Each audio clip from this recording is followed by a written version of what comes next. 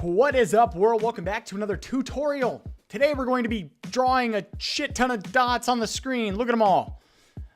Basically, we're going to be using compute encoders and kernel functions and multi-threaded processing on the GPU to make this wonderful scene. Pretty much, these are just dots that are drawn onto a texture that are updating constantly. So get pumped. We're going to start from scratch. By the end of this episode, this is what we'll have. And yeah, there's some collision detection. Pretty sweet. Also, there's a little slider up here. So you'll notice that before it was at like 1,000 something. So this is a 1,000 dots. I'm going to drag this to the side. 533,000 particles. Actually, let's start a little lower just because it's cooler if I build it up. So 13,711, blah, blah, blah. Look at that. So yeah, that's pretty awesome. They're all doing collision detection. You can't see it because I'm not showing you, but I'm still rocking 60 frames per second. And these are all particles moving around. Now, I know what you're thinking. We should try to move this all the way over. Should I keep going? I'm going to go to like 500,000. Oh, it's disgusting. Still 60 frames per second. 500,000 particles. Ah. All right, we're going to go to 800. Still rocking 59 frames. Oh, no, it's 60. It's back to 60. You can't see it, and you'll see it at the end of the show because it's. Yeah, I don't want to show you my other code. Yeah, you don't need to see that. Still rocking 60 frames per second. This is what we're going to do today, people. I'm going to show you how to use the compute encoder to its fullest extent. This is why multi-threading is so cool. This is why graphics and compute encoding, all that is so cool, is because these are literal objects that I'm drawing, floating around, bouncing off walls. There's amazing, amazing. I'll shut up now and let's get coding.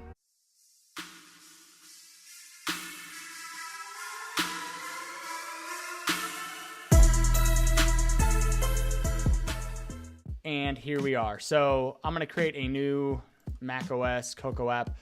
I don't know what's going to pop up, by the way. I don't know. I reset my entire computer, so let's just call this tutorials. 2E tutorials. I don't know.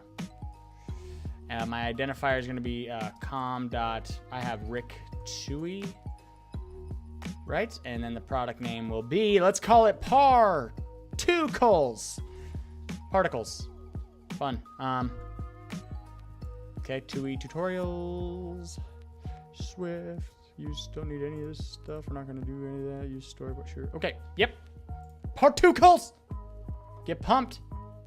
Put it just on my desktop, I guess. And this should start up. All right, so I'm going to start it off by just organizing. By the way, I'm going to go sort of fast, so keep up. I want to do this in at least, I think, an hour. Tops an hour, I want to have this done. So I'm going to take all this and put it into its own group. So I'm going to create a new group. I'm going to call it other files. And I will do my best to explain things along the way. To be perfectly honest, these compute encoders are pretty complicated. So, I mean, I'll try to explain as much as I possibly can, but can't make too many promises that I'll know what the hell I'm talking about. You know what I mean? Yeah, I'm going to put all that in other files. I'm going to go to the main. We have to choose the plist file again. There we go. I'm going to go to build settings. I'm going to type in entitlements. Entitlements. Oh my man. Oh my man. Entitlements. It's somewhere around here. I'll just find it. Yes. So I need to change this guy right here to other files. Sorry if I'm very excited. I'm going to the gym after this and so pumped.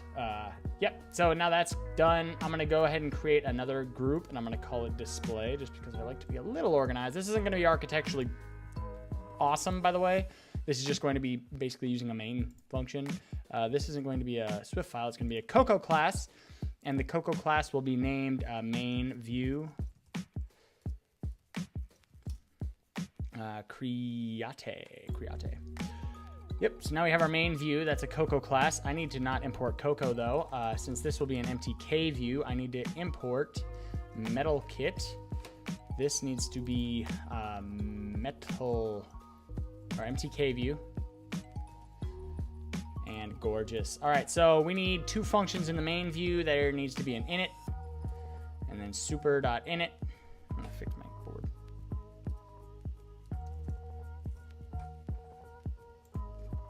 So that'll have the initializer for us. And then I also need the draw function, which I'm going to put down here. So extension, main view, and then I'm just going to type in the word draw, and that will have dirty rec. All right, so I'll like the drawing kind of separate from the main view. I don't know why I'm doing this, just doing it. Yeah, so that's set up. Now we just need to tie this MTK view to a view. So let's go to the main storyboard, go down here to view controller. First things first, let's change the size of this beast to be like 1000 by 1000. Also, drag that down, go over to view control. Nope, what am I doing? I need to click on this guy. So click on the window. Let's change the title to be Badass Dots, because that's a good name for the screen. I'm gonna get rid of this restorable snuff, and cool. Now all we need to do is click on the view right here, view, and bind it to the main view. And there you go. We are now bound to the main view. We can do drawing functions. All right, so to start it off, oh boy, var command Q. We always need a command Q, MTL command Q. And so let's instantiate the device, self.device equals MTL create system default device, self.command Q equals command good gracious device.make command Q. Also, what we need to do is, since I'm not going to be drawing to a special texture or anything, I'm just going to be updating the drawables texture. The drawable is the display that just flashes 60 frames per second. I'm just updating that texture directly. So we have to say self.frame buffer only, and we have to equal that to false. So setting this to false means we can draw to our frame buffer, the buffer that just draws over and over and over again. This is probably bad, but for this example, I think you're gonna like it, I promise. All right, so now we have our command Q, we have our frame buffer, blah, blah, blah. We need our draw, so I'm just gonna kind of put the base guard function in there. Let drawable equals self.current drawable, else return. Okay, and then I'll do the drawing stuff here. So here's the drawable. The drawable has a texture. That drawable's texture is our frame buffer, and so that's why we need it. We're gonna be just updating this drawable's texture to show all those dots. Okay, so what are we doing? First things first, we need to clear the screen every single frame. So I'm not gonna use the basic render pipeline. We will not create in this episode a render pipeline state. We won't do it. And that's because we don't need a render pipeline state. All we need is compute encoding, right? So what we're gonna do is, since we have a texture, we need to draw to that texture, we need to clear it. We need to draw that texture, we need to clear it. And so I'm going to create over here in particles, I'm gonna create a new file, a new Swift file. I don't have my metal files anymore. And I'm going to call it our shaders. Actually, this will cancel. Let's make this a metal file. And I'm just going to call this shaders. So these will be our metal shaders, and they will have all sorts of stuff. Also, I don't know, this is red now. It's kind of ugly. I need to update my, everything changed. Everything's so different. It's like I don't even know it anymore. All right, so let's create our kernel function. So kernel, we've created vertex in my other series. You can go check those out if you want. We've created vertex functions and fragment functions. We haven't created kernel functions. What the hell is a kernel function? Well, a kernel function doesn't return anything. You know, when we have a vertex function, we have to say like float4. We're gonna return a float4 into the rasterizer, blah, blah, blah. Well, a kernel function is basically just a helper function that is on the GPU that we can run over on multiple threads at the same time. So I'm gonna say kernel void, and this will be just our clear pass sure. And I'm gonna do that. So I'll build, and you'll see that no compiler issues happened. That's awesome. But what we do is we pass things by reference, we update them, all of our parameters, and then they go back out to our CPU the way we update them. So if I want to update a drawable to be black and white, well, I can update every single pixel on that texture the exact same time, and using a pass function, a kernel function, all of that at the exact same time using Threadgroups, and I'll show you that a little bit later. and we can just update that picture, send it back to the CPU, and it can attach that to like a quad or an object. We can make a frog have this dot effect on it because technically it's just a texture. You know, we can wrap a texture with anything. So what's cool about this particle effect is that it is just a particle effect on a texture. I'm done talking. Let's do some more code. So we have this clear pass function. I'm going to need to take in the texture 2D that I will be updating. That will be half. So basically the texture coordinates will be in half position coordinates. And then we need the access to be, we need to be able to write to our texture 2D. And I'm just going to call this text. It's called text. And then for the attribute qualifier, I'm going to say texture at 0. So we can set the texture at 0. Now, here's something really important. When we're doing multiple threads, and I can draw this, I think. So basically what I'm going to do is I'm going to create a new paint. Sure, that works, whatever. I'm going to show you kind of what we're doing. So this is our grid, okay? So now, what was I saying? Oh yes, so these are in UV coordinates where the top left or the top right, depending on where we specify, is 0, 0. And the bottom is how many pixels wide it is. So what we're going to do is we want to write a dot into one of these little positions. But in order to do so, we need to use thread groups. Now, what are thread groups? Let's take, for example, this right here. So this is what 1, 2, 3, 4, 5, 6, 7 by 1, 2, 3, 4, 5, 6, 7, 8, 9, 10.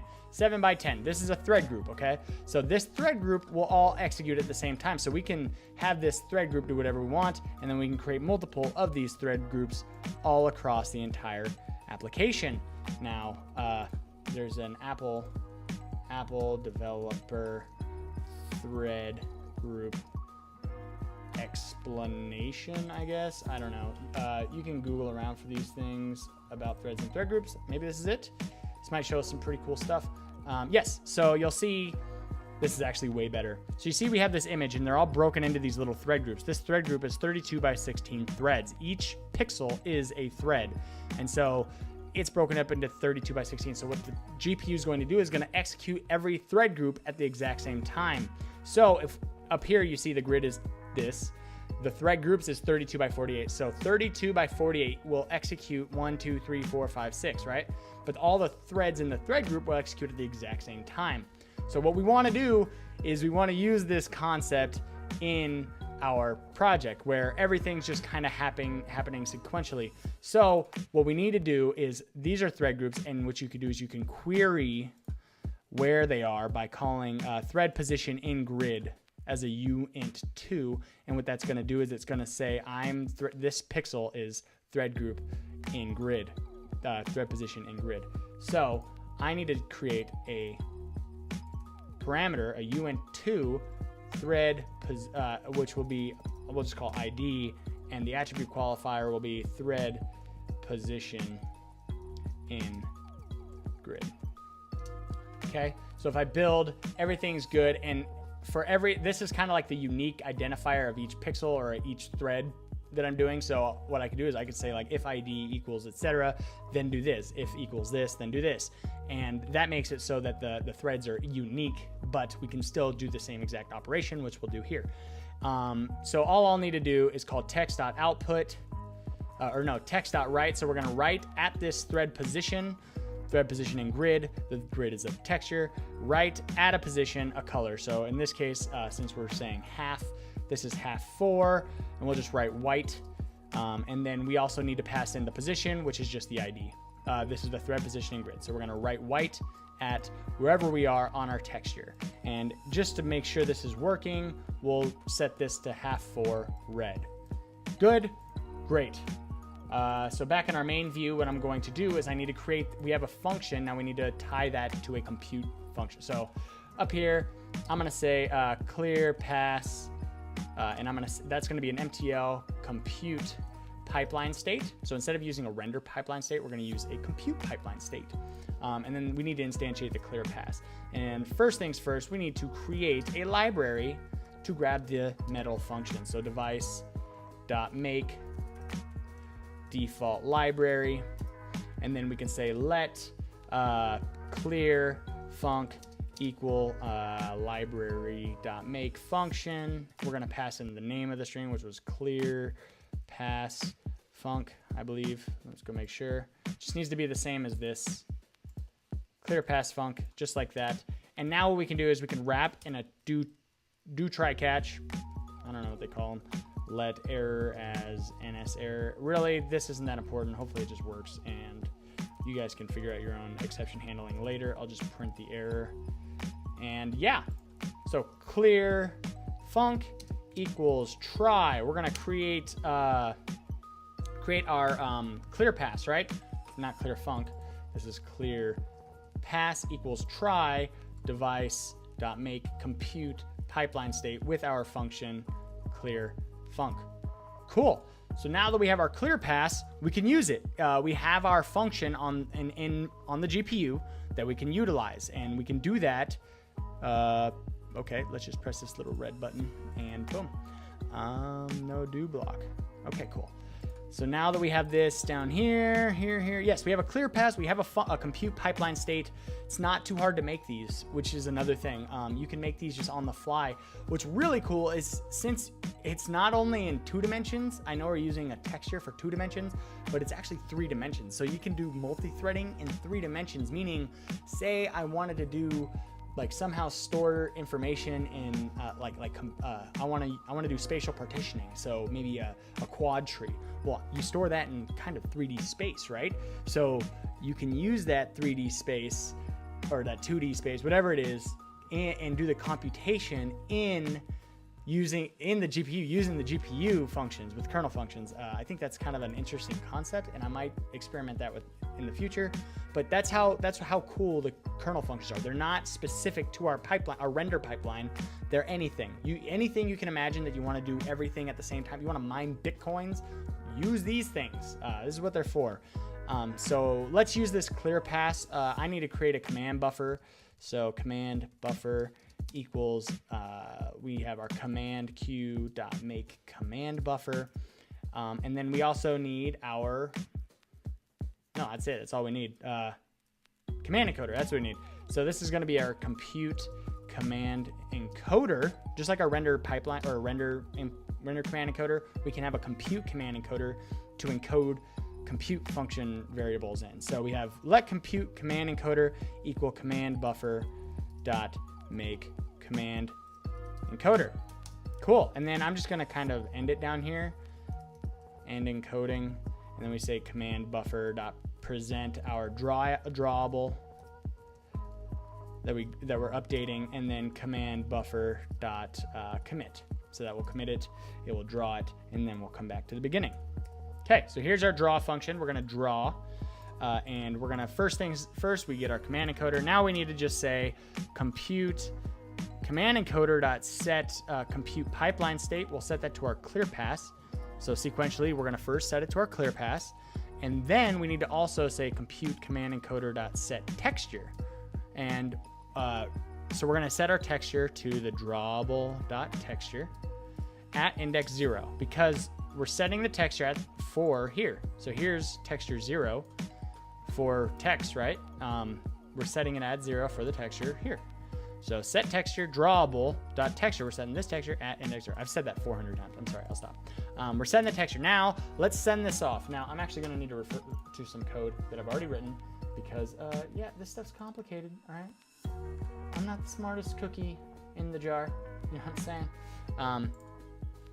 Okay, so how do I explain this? Just type along with me and I'll explain as we go. So let W, so we need to create the width of our thread groups. So W equal, well, we have compute command encoder dot thread, or oh, sorry. I'm telling you, I can't remember all this stuff. So clear pass dot, we have thread execution width. So the W is going to be how, all right, I think to explain it a little bit better, what I'm going to do first, I'm just going to write this little ditty. So dispatch threads. This is what we need to get to. This is our call to send all of our information off to the GPU to go do work. That's what this is. Dispatch threads sends all of our information right now off to do work. And we're gonna wait for it. We can say computing command encoder dot on completion. We don't need that, but we could do it. And so when you call dispatch threads, you're dispatching all the threads we're about to create right here. So when I say let W, or we need threads per grid and MTL size for the threads per thread group. So what I'm gonna do is I'm gonna say let's do var, because I will update these. Threads per grid, and I'm gonna set that equal to an MTL size, and we'll just instantiate that like so for now, and then var threads per thread group equals MTL size, and width we'll just do 1 1 1 1 1. Cool. And now I'll set these, so threads per grid and threads per thread group. And let's talk. Okay, so right now it's actually not doing it right. So right now our threads per grid, let's go back to this image and try to talk through it a little bit. Put it over here. So we have our threads per grid. How many threads do we have in our grid? Well, this one says 32 by 48, right? That's how many thread groups we have. So what this needs, so thread execution width on my computer, I believe this is 256. No, that's not what that is. Thread execution width. Actually, you know what I can do? I can print W, and we can find out what it is right now. I'll comment this out, and I'll just to kind of go with the math for you. I don't know. So everybody's system is different. You might not have as powerful a computer as me, or you might have a more powerful computer than me. It's really based on your computer. So right now you see down here, it's 32. So the max thread execution width is 32. If we go back to this image, you'll see that 32 is the width by 48. So this has 32 across and 42 down. So our thread execution width is based on how many thread groups we have. So 32, and then let height h equal clear pass dot max thread groups divided by W. And so what this is going to do is, if you just kind of click on this max total threads per thread group and go to this question mark over here, thread execution width, yep. So if you click on thread execution width, it has a little explanation where it says, for the most efficient execution of the compute function, make the number of threads in the thread group a multiple of thread execution width. So if the thread execution width is right here, then max total threads per thread group is going to be this. So if I go ahead and print out H, let's see what we get. So I think it's, do not show this, and we're gonna stop it. I don't wanna add a million processes at the same time. And boom, look at our black screen, by the way. So you'll see it's 8. So it's 8 by 8, okay? So that's what our H is. Height is going to be 8 by 8. So when we go back to our Google, sorry if I'm going fast, I just want to get this done so that you're not watching this for 5 hours. Yeah, so 8 by 8 is how many it is. 8 across, 8 down, because that's just how these are set up. And correct me if I'm wrong, because I like being corrected, which means this is 32, this is 256. Max total threads per thread group is 236. If this is divided by 8 and this comes out to 8, it's 256, I believe. Okay, we got to figure out what it is. I know. Print, I think it's 256. This is just what my memory says, because I looked this up before. I actually don't know math. What is math? Math is hard. Let me see. 256. Yes. Cool. So 256 divided by 8, or this is 32. 256 divided by 32 gives you 8. That's what it is. Anyway, I digress. So basically what we're doing is we're just computing how many threads we're putting on there. So threads per thread group, that's 256 divided by W. We have 8. Okay, moving on. So now with this code down here, threads per grid, what we want to do is set that equal to yes. So I'm gonna invert these because I want to explain them in a different order. Threads per thread group. We're gonna set this equal to W and this equal to height. So the threads per thread group will equal width and height, and then this will equal drawable.texture.width, and the height will be drawable texture.height.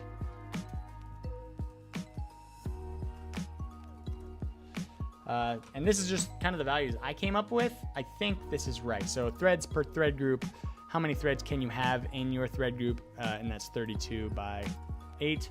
And on this image, you'll see we have 32 by 16, but we don't have nearly that much power apparently.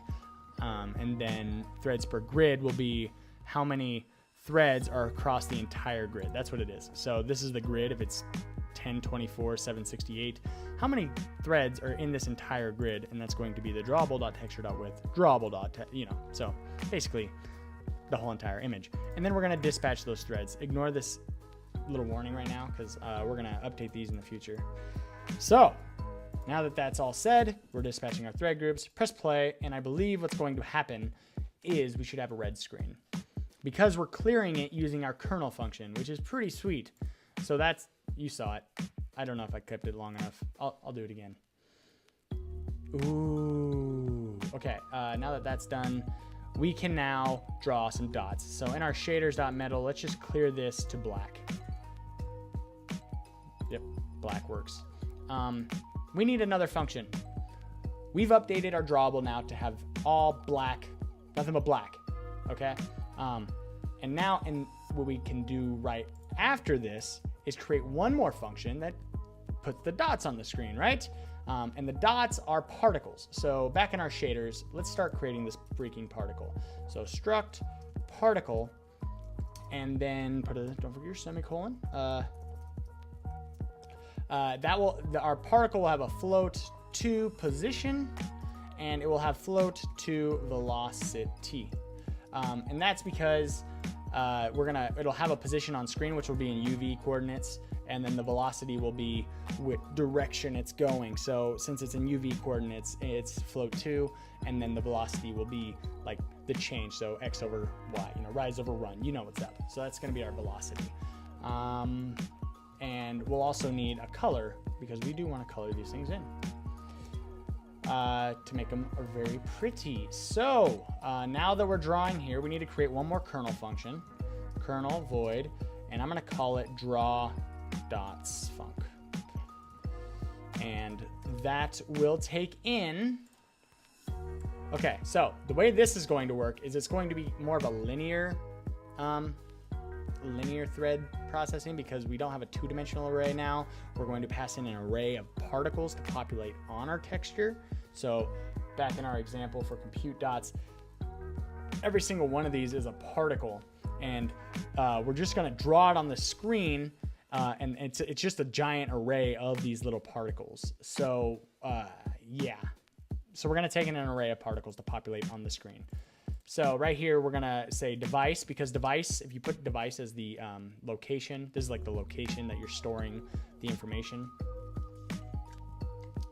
If you put device, it's read and write. So you can write to things and read, which is cool, which means that our particles that we pass in, we can write to update the values of where they are. So in the next pass, they're in a new position. Hint. So device, I'm going to take in a particle, and then I'll take in a particle array, also known as a pointer. So that will be at buffer. Let's do 0 because that will be a buffer. The next thing we need to take in is our texture, right? So we have our texture 2D, and that will be half, and we'll access, we need to be able to write to it. Same old, same old. We're not reading from it. And I'm gonna call that text, and that will be at texture 0. Now, what you'll note is this texture's at texture 0. In the main view, we're gonna still use the same command buffer and the same command encoder. So when we use this command encoder and we set the texture at index 0, it's always there. And what you can do is when you set the texture, you can make the texture have these values on it. Like you can have it shared or managed, or private, which means that you can share it between the CPU and the GPU or the GPU functions. So in our case, we have shared because we're going to share it. Once we say set texture at 0, it's setting it right here, in the same exact location in memory, and we can share it across our functions. If it was private and we set our texture to 0 right here, then we wouldn't actually be able to access this texture outside of this function. I'm getting my salad. So that's how the texture works. Pretty awesome. Salad's delicious. So when we do our draw dots function, we can just access it out of the same spot. Now, we also need our thread group stuff, right? But note that in this function, we're not going to be using 2 dimensions. Like I said, it's just an array of particles. So instead of doing a uint2, because it's not a 2-dimensional thread thing we got going on, we only take in a uint of uint. It's just one value, and then that's going to be also ID. And that will get the same exact qualifier for this function. So along the particle array, this is like the index of where we are in the particle array, but we can do these across the line, thread group style. All right, pretty slick stuff. And then in the draw dots function, we'll need to do some stuff. So that's Swift. We need to say particle. So first things first, we need to get our particle, and particle will equal particles. This will be a plural, particles at ID. So that will return, like I said, this kind of is the unique identifier of where we are in our thread. So this will be the particle at that current thread position. Now down here, since we have a color, position, velocity, we can say text.write at a position, right? Well, we have our particle.position. So I'm going to create a float to position, and that will be set equal to our particle.position. And then we will also have our float to velocity equals particle.velocity. So we're gonna write at this position a color. And what color is that gonna be? Well, it needs to be half 4 color equals particle. Well, this needs to be a half 4 cast. And this will be particle.color.r. And then particle.color.green, particle.color.b, and then 1. Okay, so now we have our color, we have our position, and our velocity. Let's do some stuff with it. So we're gonna write to the position the color. So color, position. Now, this is okay. In this example, I already had it running, dagnarbit. In this example, these aren't, like if we zoom in, you probably can't see them, but they are 1 pixel written in the center, and then the top, left, bottom, and right pixel are also written. And the way I'm doing that is just copying this one and saying position plus uint 2, and that will be 1, 0. And I'll explain this actually once. Let me just build that, make sure that works. I think that works. Oh boy. Dot right, color, position. Okay, so this, okay. So when we write, we need to write it into uint2. So I'll say, instead of doing it that way, what I'll do is I'll go uint2 texture position equals uint2, and then I'll just pass in the position of our guy dot x position dot y. Cool. So now we have a texture position, and I can say texture position right here, like so. The cat's at my door meowing, and that should work. Okay, and it does. So since it takes in the value uint2, we did that. So if I go like this, and I add uint2 of 1, 0, and 0, 1, what I am effectively doing, and just kind of bear with, I am going to show you with text values 0, 0, 0, 0, 0, 0, 0, 0, 0. So in our case, right here, this is our pixel we are currently grabbing. Okay? Say this is the uint texture position we are grabbing, which is this X. That's going to be a very small pixel. So what I need to do is I need to go up, or to this one's to the right one. So we're going to add to the right one and 0 up, and that's going to be this pixel. And then in this case, we're going to stay in the same spot, but we're going to go up 1. So that'll be that pixel.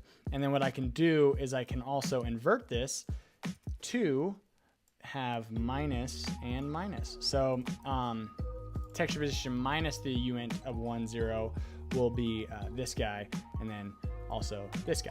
So it'll be kind of a plus sign of pixels colored in, just to make it stand out a little bit better. Kind of cool, huh? Okay, so that's kind of hacky way.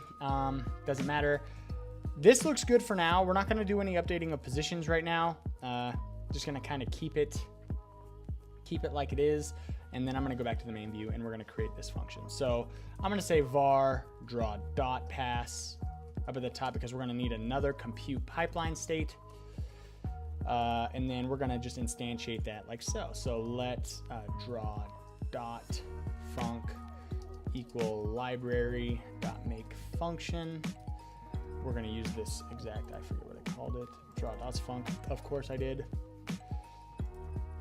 Put that right there. So now we'll have our two functions. Draw dot, we just need to instantiate it. So draw dot pass equals try. And you can just do it in the same exact do try. It's going to break anyway, so may as well break at the same time. Draw dot func. This is not very good coding for like game engine architecture, but it's good to show you some stuff. All right, yeah, so now we have our draw dot pass, right? So underneath here, we can use it. So we need to update a few things. Our thread group per, what do we update? Pretty sure it's the thread groups. Actually, I could probably figure it out. So our threads per grid is gonna be a little different, obviously, because we are now taking, I'm just gonna instantiate this. So we need to update our threads per grid to look more like our, so if this is the threads per grid, since we're using a one-dimensional array of particles, it'll be all of these little guys, but just in one dimension, not two dimensions. So we only need to populate the width. And since we have our thread execution width right there, we can just use that right there. And then when it comes to the threads per thread group equals MTL size, we are going to use, since it's one-dimensional threads per thread group, let's do particle count. Okay, this will actually be the particle count, which we haven't instantiated yet. So how many particles are we drawing on the screen? How many? Who knows? So let's create a variable for it. Particle count, which will be an int, and I'm going to set that equal to, let's say, 100 to start off with, okay? So we'll have 100 particles throughout this entire array, and so the width will be the particle count. And the height will be 1 and the depth will be 1, just because that's, you know, if we look at this image, we want it to be 1 high and then particle width across, okay? Cool.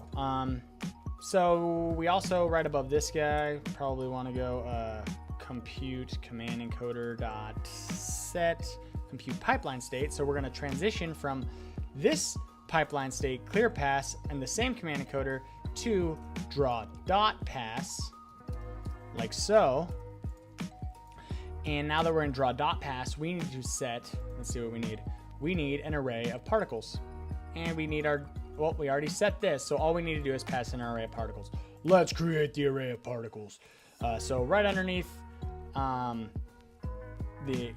the initializer right here, I'm just gonna, well, let's actually make a function. I'm gonna say func create particles. Let's do this outside of the main loop. And that will be the particle count. So let's do this for underscore in 0 dot dot less than particle count, because that's how many we're gonna make. Let particle equal, we need to create a new particle, and that's gonna take in, oh, we don't have a particle yet. So outside of our class in main view, let's create our particle. So struct particle. Now we have a particle, so there's var color, which will be a float 4. We will have our var position, which will be a float 2, and we will have var velocity, and we'll set that to float 2 as well. So this struct particle, just for you guys who don't know, this particle structure needs to match the shader's particle. Okay, they need to be exactly the same. Color, position, velocity. Color, position, velocity. Okay? So now we have our particle. Let's create them. So let particle equal a particle, and we're gonna have to take in our color, position, and velocity. So let's say float for 1 for now, and then float 2. This is just kind of making it easier for me to see. Float 2, and we'll pass in 0. Okay, so let's drop these guys down to make it easier to read. Okay, so we need to set the color. Let's just set it to 1 for now. We're not gonna worry about any color changing. The position is going to be a little ditty that I have right here. This actually took some, as a matter of fact, I'm just gonna copy my particle because this will take some time, and we'll just show you what I mean. Oh, and I guess I'll give you the red, green, blue. May as well. So, build. All right, so what you'll see is we're creating this random float for red, green, and blue. Arc4 random uniform. This is the upper bound, so it's going to be 0 to 100 divided by 0, or divided by 100, which will give us a value from 0 to 1, because float, you know, when you do an RGB value, it is from 0 to 1 for the red component, the green component, the blue component, at least with the pixel format that we're currently working in. So, and then down here, you'll see we have our color set to each one of those. So this will be a random color generated. And then also these are screen double. What does that mean? I don't even know why I called it screen double. Let's go up to the top and create another variable, var, and I'm gonna call it screen size. And this will be based off of our screen size that we are currently rocking. So return self.bounds. Or how about current drawable? What did I say? Did I set it to current drawable or bounds? Yeah, let's do bounds. So we'll just get our width, and we'll set it equal to that. And then I think I need to cast this as a float. And so the screen size is just going to be the width, based off the width. It's not going to be based off anything else. Build that screen size. So down here, we'll take in, so the way this works is it'll basically be from 0 to the upper bound of screen width, right? But since it's the screen size is going to be the same height as it is the same width, it'll be from 0 to the screen size, which is 1,000, right? So it's from 0 to 1,000, position it somewhere on the screen. The velocity then is going to be this crazy formula. You can multiply this by like a value, so you can say like 2 times this to make it a little faster. But the velocity is going to be the arc4 random times, or mod 10 minus 5 divided by 10. I'm not going to explain this because I don't really understand it. It just works. So hell yeah. The idea of this was pretty much to make it so that they are like kind of like spread out in speed, and there's not a lot of static guys on the screen, because that was annoying. And so this is a way better formula. And then we'll just add it to an array of particles. So outside of the for loop, let's go var particles. We're going to create that as an array of particles, particle, and I'm going to instantiate it. And then I'll just add to it. So particles.append, our new element of particle. What am I at? 47? Rock on, bro. Now we have our particle array. So we can't just send a particle array. Well, we can send the bytes, but I'm not going to send the bytes. Am I going to send the bytes? No, of course not. So what we're going to do is we're going to create a variable up here, and it's going to be called the particle buffer. And we'll set the buffer because I'm pretty sure, I think, what did I say? 4 kilobytes is as big as you can send for bytes. With buffers, it's anything above 4 kilobytes. And if we want to draw 1,000,000 of these things, I'm sure we'll grow a little bit over 4 kilobytes. Particle buffer will equal an MTL buffer. And then we just need to instantiate that when we call create particles. So underneath the for loop, we will say particle buffer equals, we'll say device dot make buffer, oh, not with length, make buffer, and we'll just do with bytes. The bytes will be our particles that we just created. The length will be the memory layout of our particle dot stride times however many particles there are, so particle count, right, there, and the options are whatever. So if you'll notice this option, we made this buffer, but if you press period right here, these are all the resource options. See how we have storage mode private? The resource will only be accessible to the GPU. In iOS, the resource is stored in memory system, blah, blah, blah, so you can't really parse over it if it's on here. So you can put this to shared or managed, which is a popular one on OS X, but really you don't need to pass anything because the option is defaulted to, I'm pretty managed, I think is the, I can't read, it's too fast. All right, so particle buffer, we've created our particle buffer. Now let's pass this particle buffer with all of our particles into the GPU simply by going down to our, right before we call thread, our new compute. Actually, I'm going to copy this. So we're gonna send all this information off, but before we do, we just need to say compute command encoder dot set bytes. Nope, set buffer. This one, and we'll say particle buffer offset of 0, index of 0, I believe. Actually, particle buffer, where did I put that? Particles is that buffer 0. So, boom. Now, if I go ahead and press play, we should see 100 particles appear on the screen. Nope, I broke everything. What does this say? Draw dots missing buffer binding at index 0 for particle 0, huh? All right, I'm back. I figured it out. We're not calling our create particles. So in our initializer, we need to just say create particles. If you figured that out, you're smart. Particles. Yeah, that's better. So now we have our particles, and if I press play, we should see 100 little dudes pop up on the screen and look like fucking bosses, just sitting there sparkling. Oh man, what is going on here? What did I break? Broke something.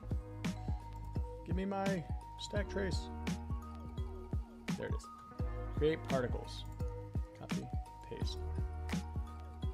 Okay. That should work now. And I know you're excited. I hope you're having fun. This is fun. Having a good time. Look at our colored dots all over the screen. Yay. They look pretty badass, don't they? Let's move them around. So they already have a velocity. They have a velocity set on. We just need to kind of implement that. So let's go back to shaders.middle. And all we need to do is we need to just say particle dot velocity or position plus equals velocity. And then we can say, now that that's done, we can say particle at ID equals our particle that we've been that we just kind of updated, and does not provide a particle. Oh, particles at ID equals particle. So we're gonna update the velocity, and then we're gonna set the particle in our thread equal to this particle that we're updating. So if I press play, I believe. Oh my God, they're moving. They're like little bugs. Don't they look cool? We're making progress. 53 minutes in. So now what we probably want to do is give them a little bit of collision detection, because right now they'll just fly through the wall. This guy gets to 0. Oh, what's kind of cool to note is you see how these stop at the wall? That's not because we built any cool solution to stop these particles. What's happening is in OpenGL and in Metal, once it gets to the edge, anything under, so these are going negative, right? But negative does like this value, it computes back to 0. So anything negative in screen space that's computed onto a texture will be back to 0. So yeah, pretty cool. These will go on forever, but these ones over here can't go negative. Let's protect that. Let's build this. So I'm gonna just go up to the top and I'm gonna say float to width, and what we can do is we can say text.get_width, and that is just built into Metal. Pretty awesome. Height equals the texture's height dot get height _height, and we can just do some boundary texting.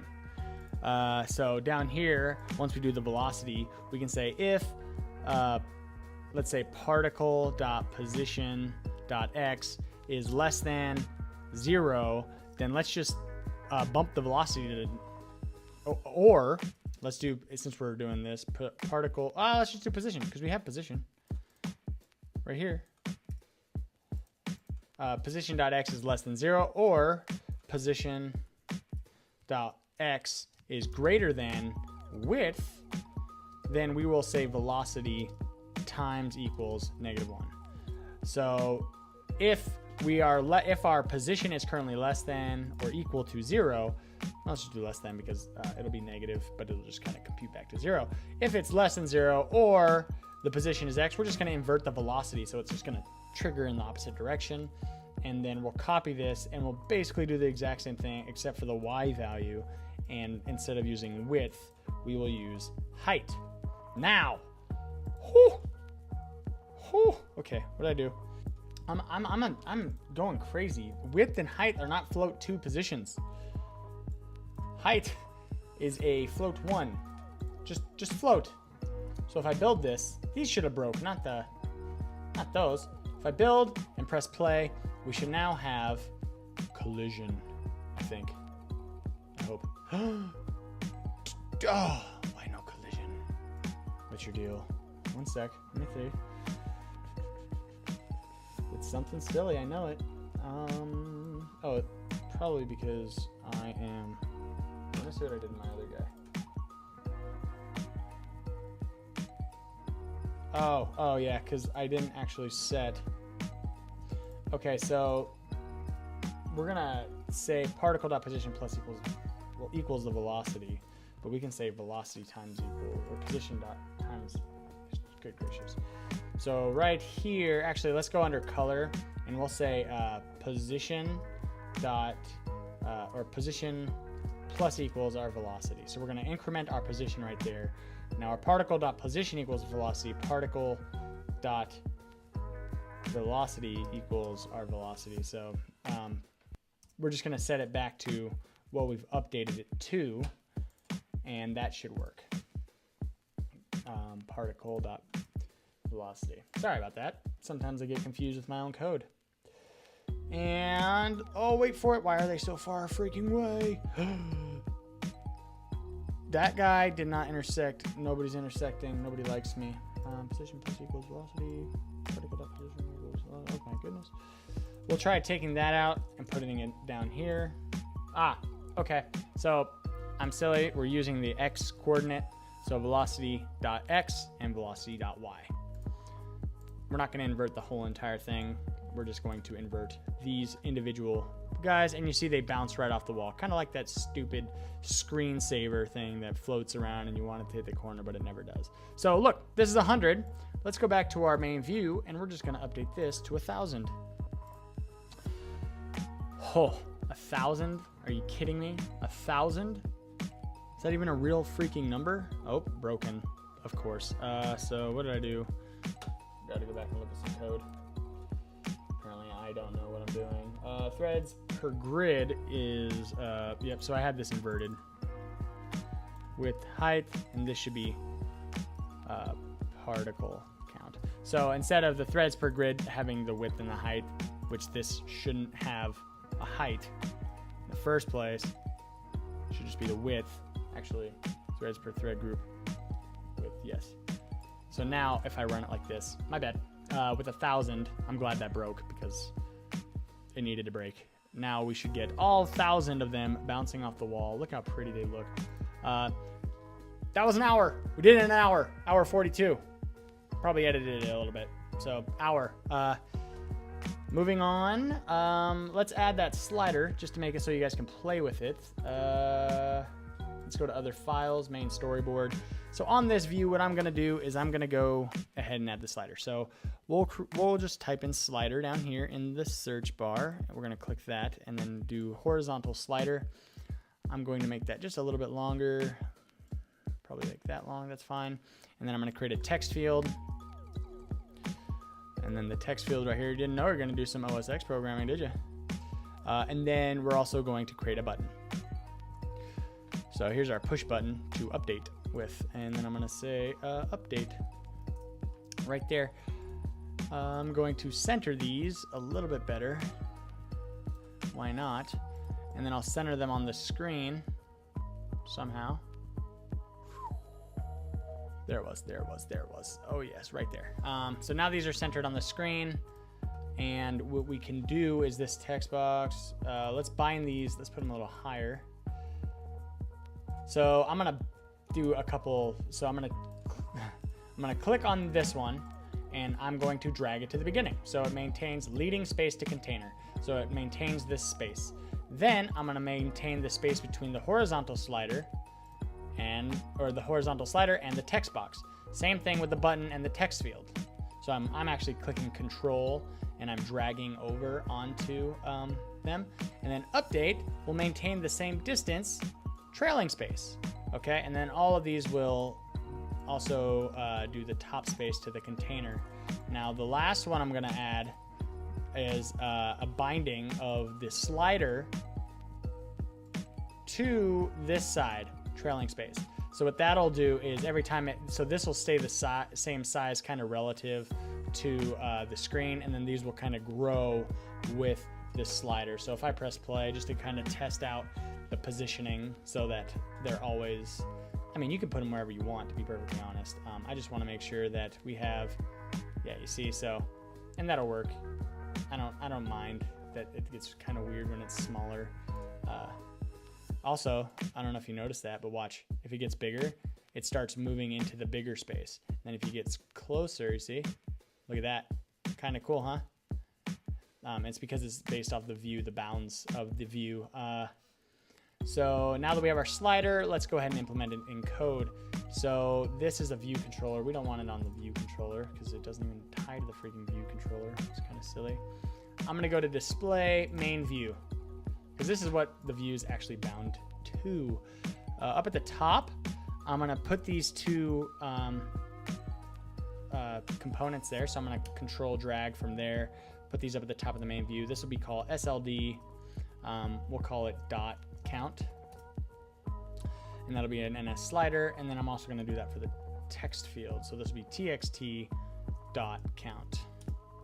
Okay. So now that we have those two, and you can tell that they're bound there by these, kind of cool. You can also drag them this way, but also what we need to do is, so now that we have that, let's add some goodies. So I'm gonna start you actually off, wherever yeah, whatever. Okay, so the text box, let's go down to the bottom of our main view and drag from the text box here, and we're gonna create, instead of an outlet, it's gonna be an action. And that'll be txt update, or no, not the text box. Let's not do the text box. Text box won't matter, it's the button click that matters. So I'm gonna scroll over, I'm gonna drag from update down here, and then this will be btn update clicked, whatever, that'll be fine. And this will be an action. So let's connect that, and when we click update, we'll update the amount of dots on the screen. And since we have the create particles function, we can literally just call create particles right here, but we also need the value of the slider. But we're not going to get the slider value, we're going to get the text box value. So let's go let value equal txt dot count dot string value, and we'll just convert that to an int. Okay, so just don't type any letters in there because I'm not doing any parsing or anything like that. What's your deal? Value, yeah, sure. I don't think that's real. So now that we have our value, which is whatever's in that text box, we can set our slider value. So SLD dot count dot float value equals float of our value.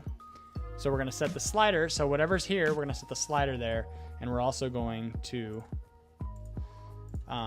set the dot count. So particle count equals 1000, or value, and then now we can go create particles. And now that this particle count is 1000, create particles will say for 1000, create all these guys again, because this is an empty array. It'll create the buffer again, then it'll bind the buffer down, fix that. Okay, so button update will work just fine. Now we need to have an update function for the slider so that it updates the text in here. So control drag from the slider underneath the button update, and we'll say SLD update, or SLD dot count update, I guess. Instead of an outlet, we're going to make that an action, and that will take in an NS slider. Make sure that type is set to NS slider, and boom. Now underneath inside here, we just need to update the text field. So I'm going to get this value kind of the same way, except instead of showing text dot count, I'm going to go SLD dot count. I don't know why I did that. Dot float value. So now I'll have this this value right here.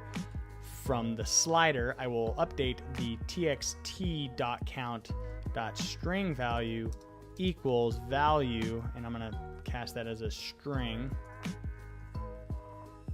Since it's an integer, it doesn't matter. And that needs to probably be unwrapped. Let's go ahead and build. I think it does, maybe not. Okay, so the text.count.string value equals that, and then when we press update, it will update based on the text value. So let's do it. Let's press play. So I think this is going to work. Hour 7, not bad. So as I update, oh, it needs to be continuous. So click the slider, and then we can get rid of this view. Click the slider right here and go to current, minimum, maximum. We'll put the maximum to 1,000,000. Cool. The current will be at 100. Cool. Let's do 100. And that looks good. We just need continuous checked so that as we slide it, this value updates at the exact same time. We're at 100. Let's just do 1,000 starting. And then there's one more thing in the main view that I need to do. So in main view, when we go in it, we want to set our slider value to our particle count in the code. So it's not dependent on, you know, what we put for the main storyboard. So if we wanted to start at 2,000, we do it here, not on the main storyboard. So what you need to do is you need to say view did unhide, or view didn't move to window, because init happens before the view is actually displayed. But once it moves to the window, then we can update the slider to be the value of particle count. So now we can say SLD dot count dot float value equals float of our particle count. Beautiful. Press play. I think this is the last of the code that I'm going to add. Pretty sure. All right, so you'll notice that it's not updating there. Let's see what's going on here. Press update. So it's working. Cool. But for some reason, oh, because txt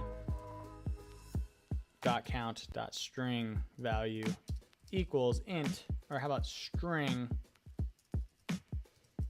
particle count. Cool. Let's press play. Let's see it. Part 2 cools. Part 2 cools. Part 2 cools. I know you were just chanting with me. So we're at 1,000. This is 1,000 little dudes bouncing around the walls. We can go like this, update it. Now, boom. You should try it. Try to go to 1,000,000. See what happens. And then also click this little button right here. That'll show the debug navigator. And you'll see our FPS, 60 frames per fucking second, man. It's crazy. I want to quit you.